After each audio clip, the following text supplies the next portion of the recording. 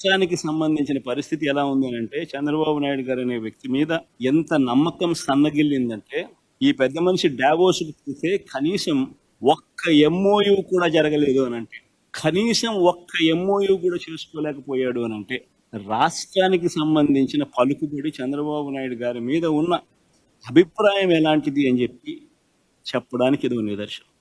పెట్టుబడి పెడతామని జిందాల్ లాంటి సంస్థ వస్తే ఎవరైనా రెడ్ కార్పెట్ వేసి వెల్కమ్ చేస్తారు. ఈయనేం చేసినాడు? వాళ్ళపై కేసులు పెట్టి వాళ్ళ రెప్యుటేషన్ను నాశనం చేసి వాళ్ళని భయపెట్టి వాళ్ళని వెళ్ళగొట్టినాడు. ఇదే చంద్రబాబు సమక్షంలో వాళ్ళు మహారాష్ట్రతో ఎంఓయూ చేసుకున్నారు. జిందాల్ వాళ్ళు డావోస్లోనే, అక్కడ వేరే చోట కూడా కాదు. మన హయాంలో మన మోడీ గారి చేత చంద్రబాబు నాయుడు గారు ఏదో మీటింగ్ పెట్టించారు. అవన్నీ మన హయాంలో జరిగినట్టు. ఆ ఎన్టీపీసీ, ఆ బీపీసీఎల్ ప్రాజెక్టులు ఎన్ని మన హయాంలో జరిగినట్టు. మళ్ళీ ఆయన ఏదో కొత్తగా సాధించినట్టు తెచ్చినట్టు మళ్ళీ బిల్డప్. పోనీ అవకాశం ఉన్న చోట, ఇప్పుడు ఈ మనిషి వల్లనే కదా ఆక్సిజన్ కేంద్ర ప్రభుత్వానికి వస్తుంది. పోనీ అవకాశం ఉన్న చోట చంద్రబాబు ఏదైనా ప్రభావం చూపుతున్నారా? అదైనా ఆలోచన చేద్దాం ఒకసారి. ఇటీవల కేంద్ర బడ్జెట్ చూస్తే రాష్ట్రానికి ప్రత్యేకంగా వచ్చింది ఏమీ లేదు. 12 మంది ఎంపీలు ఉన్న బీహార్లో జేడీయూ పార్టీ వాళ్ళు ఏమేమి సంపాదించుకున్నారు? బీహార్కు మకానా బోర్డు, బీహార్కు national institute of food technology, బీహార్కు కోసి వెస్టర్న్ కెనాల్ ఆర్థిక సహాయం, ఒక ఎయిర్పోర్ట్, గ్రీన్ఫీల్డ్ ఎయిర్పోర్ట్,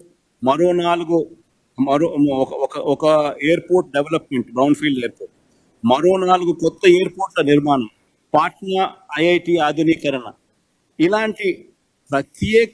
ఇలాంటి ప్రాజెక్టులన్నీ ఈ రాష్ట్రానికి వచ్చాయి. మరి చంద్రబాబు నాయుడు గారు ఏం సాధించినారు? సాధించకపోగా ఉన్న పోలవరం ప్రాజెక్టును నాశనం చేశారు. ఇది పోలవరానికి సంబంధించి డిమాండ్ ఫర్ గ్రాంట్స్లో బడ్జెట్ డాక్యుమెంట్లో ఉన్న కాపీ. పోలవరం ప్రాజెక్టును and balance central grant for the project limited to 12,157 crores can full stop between. Revised cost for completion of the Polavaram irrigation project with water storage up to 41.15 meters at Kakadje. Provision is for construction of a dam and canal system for accruing the envisaged benefit of development of new ICAT, stabilization of existing ICAT, providing drinking water facilities to village and district of Andhra Pradesh. The proposal is for revised cost of 30,436 crores for completion of Polavaram irrigation project with water storage up to 41.15 meters and 45.70 minimum drawdown level and balance